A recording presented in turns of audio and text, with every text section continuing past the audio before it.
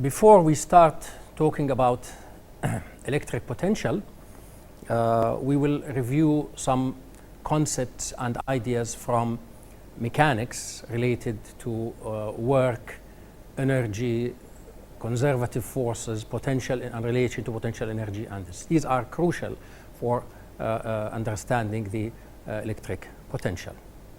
So let's start from the work.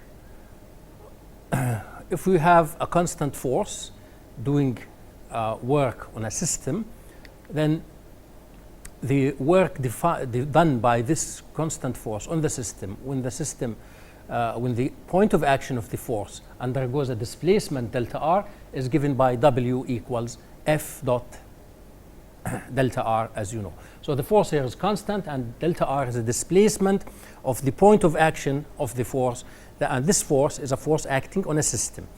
Now, from the definition of scalar product, this is nothing but F delta R cosine theta. The work, of course, is a scalar, and it has units of joule, which are the units of energy.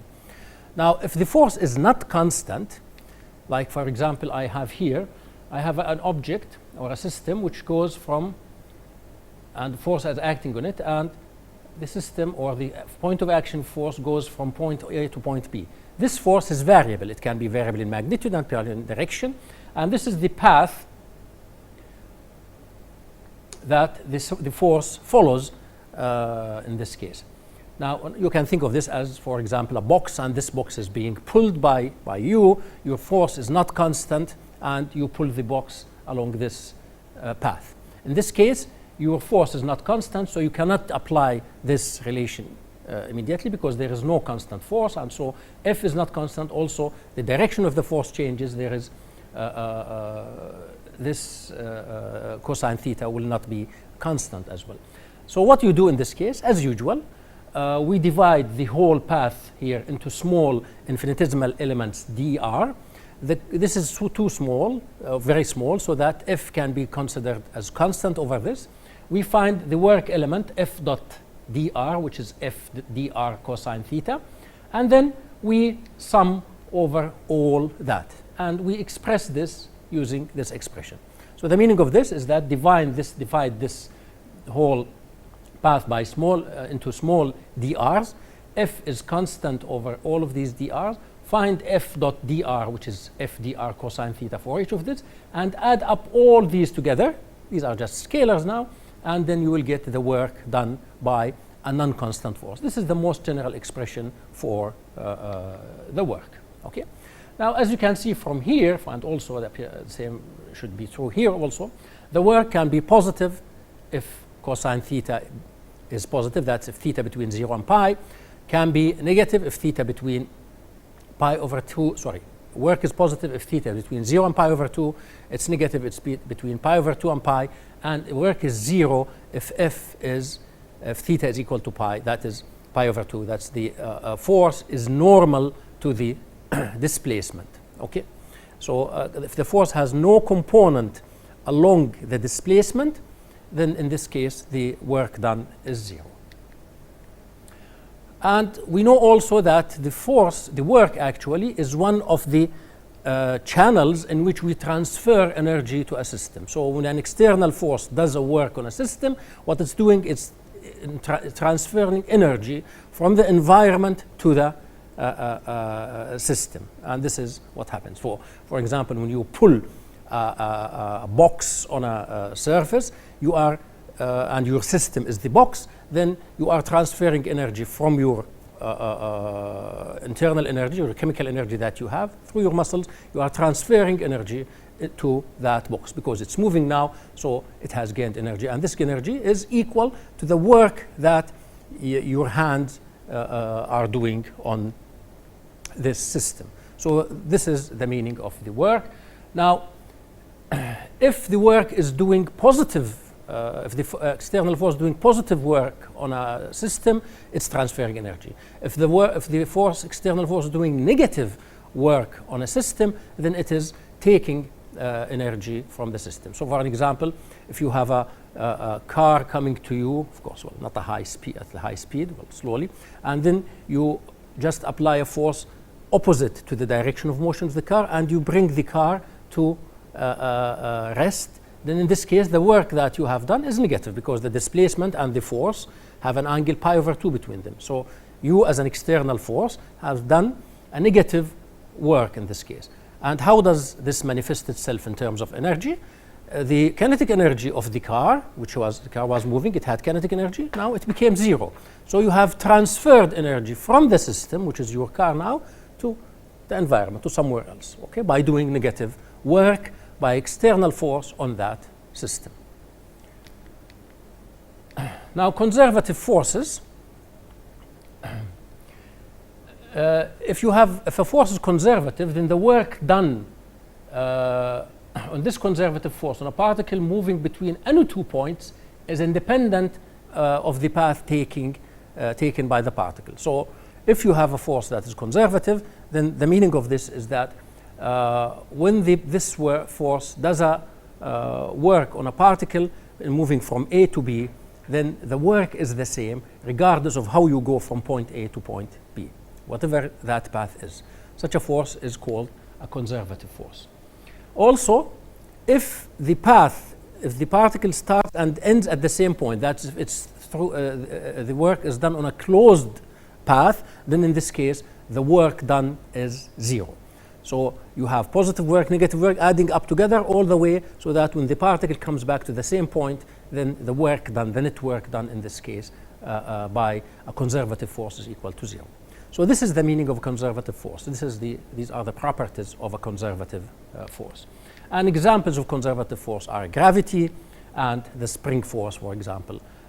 These are examples that you have encountered in your earlier courses when you discussed conservative forces. Now, non-conservative forces, well, the forces that do not satisfy any of the two previous properties are non-conservative forces. The example, friction, for example, the pull or push your muscles, for example, when you push or pull an object, then in this case, the force that you are exerting is a non-conservative force. Also, any other forces are non-conservative. This is an example of a non-conservative force. For example, here you are moving this from A to B along this path and this path. Now, the work of friction, if you think of friction force in this case, then this work is different whether you go from A to B in this path or along this path, okay? And therefore, the friction force is non-conservative force because the work is path dependent. If the work done through this path and this path were the same and this applied for any two paths, then in this case, this would be a conservative force. Okay, why conservative forces are important? Because we can associate potential energy with conservative forces. That's why conservative forces are important. So in conservative force, you will have a system and there is a conservative force that is internal to that system. Then if this conservative force does work on parts of this system, then we can associate actually potential energy with this non-conservative force. And now examples are gravity, for example. Okay, you have gravitational potential energy, and this is associated with the system of Earth plus a particle in the vicinity of the Earth. Your system is the Earth plus another mass or particle which has a given mass. So let's say mass, a particle, a mass plus the Earth together are your system. The force internal to the system, the conservative force internal to the system is gravity in this case. Okay, so we associate potential energy in this case with this system. Another system, for example, spring plus a mass attached to the spring. This is your system. Okay, the internal force in this case, internal conservative force, is the spring force or the elastic force. Another force is the electrostatic force, for example. Electrostatic force, if you have two charges or you have then there is an electric potential energy between these two charges, and we can, the conservative force in this case is the electric force. Alternatively, you can think of a field, regardless of what is the source of that field, and you have a charge in that field. Then the field plus this charge together is your system, and the potential energy in this case is the electric potential energy, which is generated by the electric field. Here, the similarity with gravity is more evident in this case. So in all of these, you have a system, and the conservative force is a force internal to that system, and with this system, which includes this internal force, internal conservative force, you associate a potential energy. Now, we have the following relations also. You have seen these relations before. That is, when you have a conservative force, okay, then, and this conservative force does work on parts of the system. So, for example, in gravity, when you have the gravity mass moving under gravity from point A to point B, then there is a work done by the gravity. This W internal is the work done by the internal conservative force. This leads to minus the change in the potential energy due to this internal force. Now, so this is the work done by internal force, is the work done by the conservative force. Now, if you have an external force that is doing work on a system, and that system has potential energy, in other words, there is an internal conservative force within that system, then in this case, this external force, when it does work, and so that this work done doesn't change the potential energy, then in this case, the work done by this external force is equal to the change in the potential energy. So it increases the potential energy. Okay? But this work should be such that it doesn't change the kinetic energy. Now, when an external force does positive work on the system, then the potential energy increases. When it does negative work on the system, then the potential energy drops. Okay? And the relation is always this, given that the external force doesn't change the kinetic energy of the system. On the other hand, if your internal force, which is a part of the system which have a potential energy, if this does positive work on the part of the system, then this leads to a drop in potential energy, because W internal is equal minus delta U. Okay? So if this is positive, this delta U must be negative in order for the whole thing to be positive. Okay? And vice versa. That is, if this does negative work, then this leads to increase in the potential energy. Okay? These are important relations between the work done by external force and the change in the potential energy of the system, and the work done by the internal force, internal conservative force, and the change in the potential energy of the system. We will illustrate these by considering an example. The example is the following. We have your physics textbook, and you lift this physics textbook slowly, so that starts from rest, it ends at rest, and you lift it from here, from this point to this point. It was at a y position, y initial, and it ends up at y position, y final. Okay? The external agent, or the external work in this case, is done by U. Gravity is the internal force which has potential energy, and the system is gravity plus, or Earth plus your book. Okay, this is your system, and the gravitational potential energy is internal to this system. Your hand is your external force is the force that you exert. Now, the work done by the external force in this case, by you, is F dot delta R. Okay? In this case, it is just this, and since F and delta R are in the same direction, then it is this. And what is this? This is the change in the potential energy. Okay? So you have done a positive work here and lead to a positive change in the potential energy. mgy final minus mgy final. This is the change in the gravitational potential energy.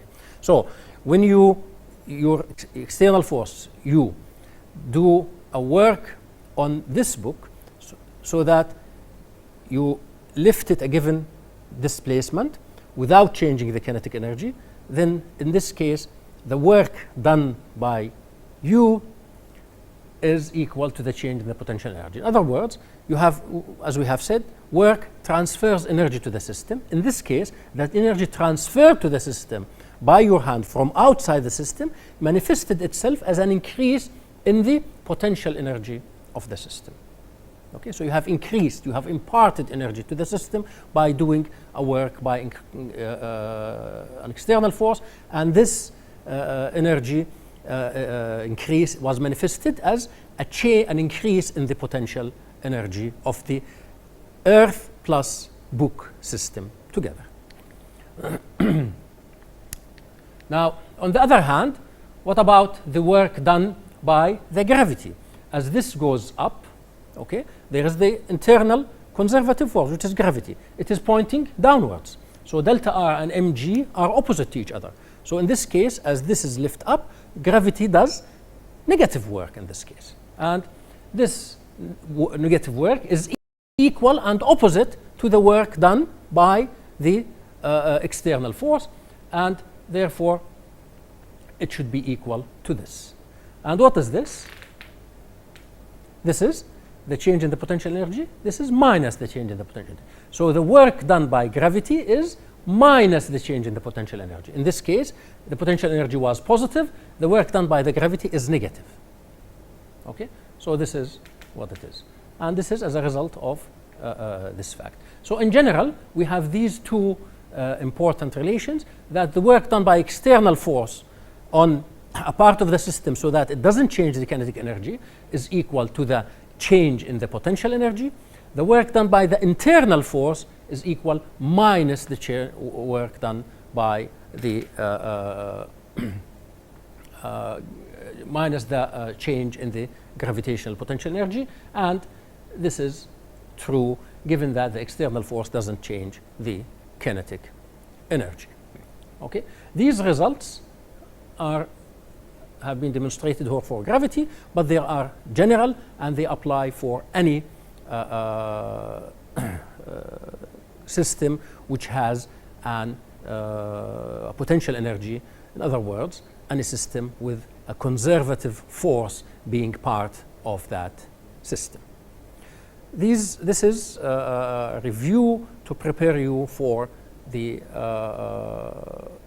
electric potential, because electric potential is just